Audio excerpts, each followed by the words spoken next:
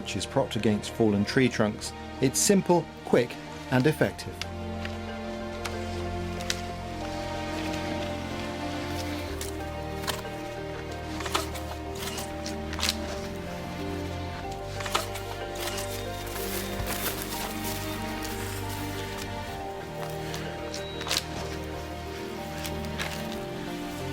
One of the secrets is not to work too frantically. Take your time.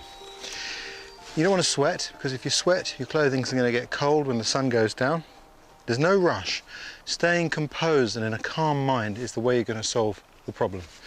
All I've used here is dead wood. I haven't even broken branches. I've just taken dead fallen trees. And it's not raining today, and I don't think it's going to rain tonight. That is plenty shelter enough. But if it was wet, I'd just keep piling on dead trees until I can't see through, and you'll be amazed how well just dead wood piled up like this actually works.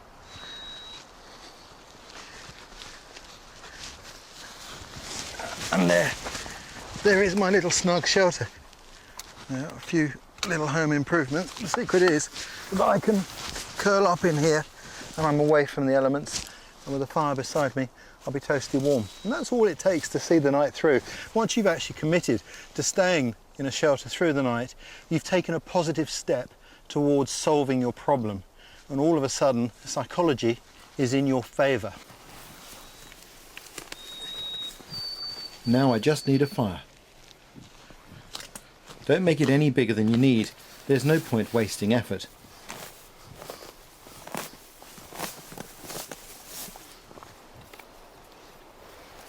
Start with a little platform as always. On there I'm going to put some kindling, some birch bark maybe, and some small branches, and away we go. Well, that's me set. Got a rudimentary shelter, the psychological value of which is immense. I can improve that now if I want to, and I've got my fire going. That's my main source of warmth, and it's a tremendous source of morale. And the key is not to panic, not to feel threatened by the environment, but actually to look to it to help you, which is exactly what I've done. In fact, First Nations have lived here for centuries, relying on the animals and plants around them. One brilliantly versatile resource is the birch tree.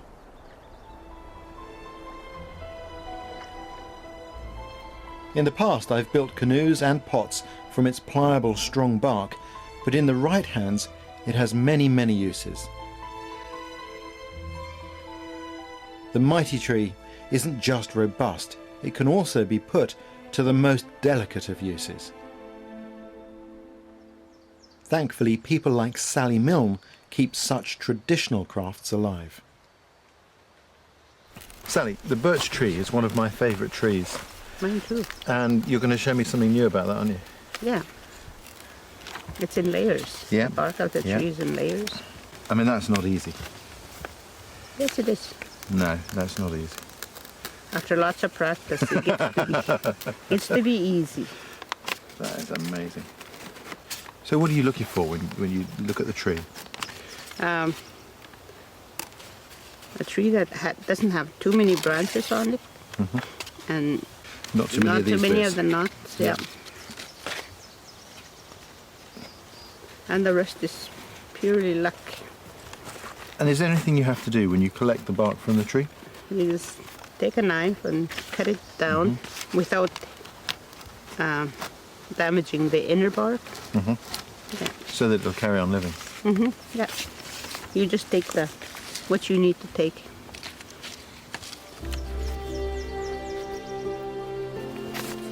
Once the bark has been separated, Sally makes beautiful patterns, and she makes them with her teeth. Right then, over to you. If my tooth is stuck on it when I'm done, it'll be your fault. Always my fault.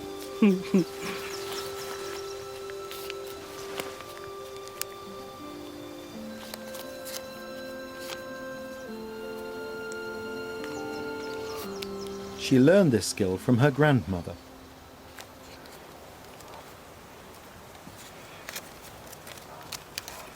Look at that.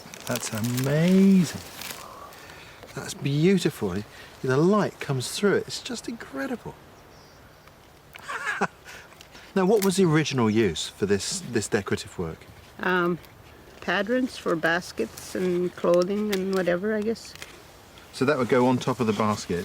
And it go on top of the lid of the basket. Yep. Then they poke holes. Then they put the roots through that. And sew it on. Yeah. And then they just discard the binding after. That's amazing. But it's become its own form of art now, hasn't it? Sort of. They don't call it art. They call it a craft. A craft, yeah. One of these days they'll decide to consider it art. I think they should. Yeah. But That's amazing. we don't decide those things, do we? No. Time for me to give it a go. And how much pressure should I put on? Enough so that it shows through.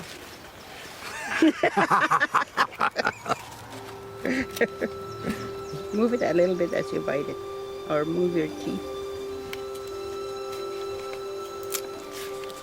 This is quite tricky.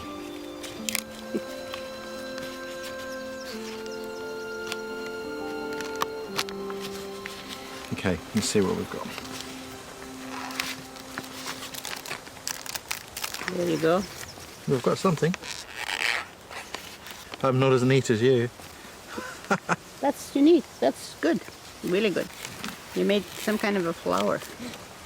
Maybe something native to England that I've never seen. I mean, definitely. This is Cabbage rose. This is a Tudor rose. Sally grew up in this forest, and in many ways, it's the perspective this gives her that is the most important thing about her. The forest is home to me. I love being in the forest. It's everything. I think today a lot of modern people who visit the forest are a little bit scared by it because of its size. Well, they shouldn't be. Forests are disappearing very, very fast.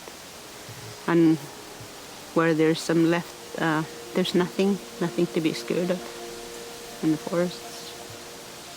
I know, I grew up in the forest. Nothing ever frightened us. What about bears? Bears don't bother if you don't bother them. No, you just know. A healthy respect for your environment. That's all the safety you need in the forest. Just to have a healthy respect for the elements that are out there. It's a privilege to meet someone who truly understands the value of the forest, an understanding that has evolved through generations. The power of nature is overwhelming in a place like this. It's big, harsh, and unforgiving. It's certainly not a place you can cultivate, and the forest is definitely in charge. Everything here has to fight for its place. It's a tough environment, and survival isn't easy, as David Henry, forest expert and author on the boreal forest, can testify. David, we're really lucky, aren't we? It's a beautiful autumnal day, and but it doesn't really give a true impression of the nature of this environment, does it?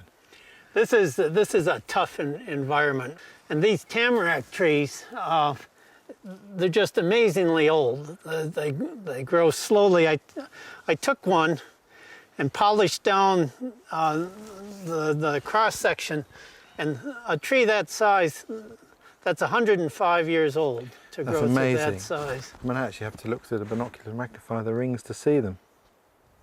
Look at the very outside ones. They're less than